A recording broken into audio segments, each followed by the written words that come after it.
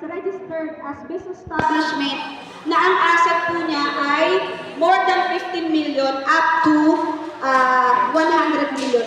Baka ho, kapitan, ng tindahan ko dito, yung grocery ko dyan, baka sila po yung medium size in terms of asset. Ano hong ibig kong sabihin? Kapag alam ho natin ang data, alam ho natin yung programa na gagawin po natin. So kinakailangan ho, meron ho tayong tala ng ating mga business establishments. O baka ho may mga business din po na hindi pa rehistrado, we encourage them to register. Na maging formal po ang kanilang business. Kasi po may iba pang mga pakinabang doon po sa mga nagpaparehistro.